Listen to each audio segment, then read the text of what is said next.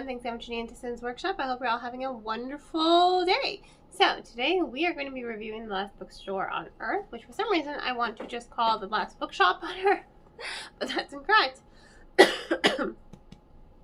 Sorry, allergies. In any case, this is one of those novels that is said to be perfect for fans of Station 11 or The Last of Us. I've played The Last of Us video game. That opening sequence is still traumatic. Haven't read the book yet. Haven't watched the show yet. So, I'm really looking forward to that.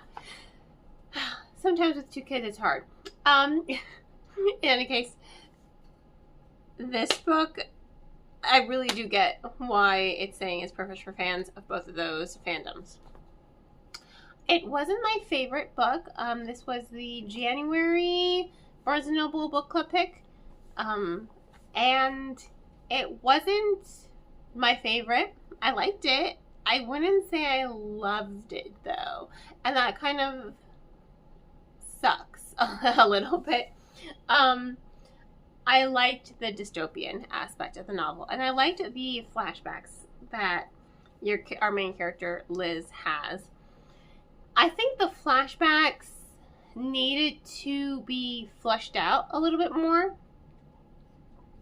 I think that there's supposed to be some sort of indication that she might be on the spectrum, high functioning, but nothing was really clear, especially in regards to her and her dynamic with her twin sister. So I wanted a little bit more from that. I'm just like, I'm not sure what to think of her, honestly. I wasn't really sure what to think of her. Sometimes she just seems like a mess, and then when you have the flashbacks, you're like, okay, so there's more to her, but we don't really get that fleshed out. And I would have loved it if it had been fleshed out a little bit more, especially with her, especially with her relationship with her twin sister. I think that there's a lot going on that we don't see. Especially with her father and her mother and her sister in college, and this whole theory that there's going to be a natural disaster. Think The Day After Tomorrow kind of natural disaster. And I love that movie, by the way. So there's a lot of tension in those scenes, but you don't really get to see them flushed out. And for me, that kind of took away, because those were my favorite parts of the novel itself. Don't get me wrong, I liked seeing her live in the bookstore and have to try to find a way to repair it because they're thinking another storm's coming. And I love the snippets, the letters that break up the story. Because her bookstore also serves as kind of waypoint. She'll hold messages and letters for other people to come pick up. And in exchange for that service, they'll give her food, they'll give her batteries, they'll give her essentials that she needs to survive. Because she's living here. She's living in this bookstore. And as someone who would love to live above a bookstore, I love that. I love that for her. That's like, ooh, yeah, if I could do that, if I could have my own little apartment above a bookstore, or have me and my family just live above a bookstore, that would be great for me. The little dreams, Sorry. I took my inhaler, so I'm hoping it'll kick in soon. In any case, I liked seeing that, but I think that there was such more richness and depth in her characterization in the flashbacks, because they allude to something that's happening to her in the present. But we didn't really get a whole lot of that. And as for Maeve, I was rather indifferent to Maeve, which kind of sucked. I didn't like her, but I didn't hate her. I was just like, okay, so she's here just to be like the love interest and to help you survive. Okay.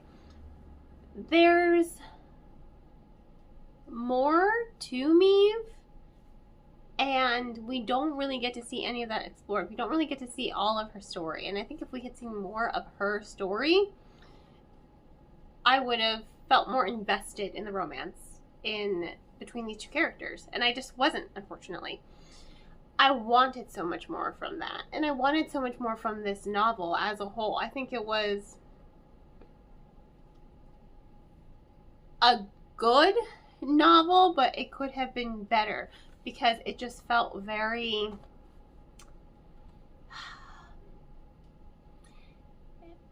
I feel like there are so many parts. I'm just like, if I were the editor, I would have been like, this is great.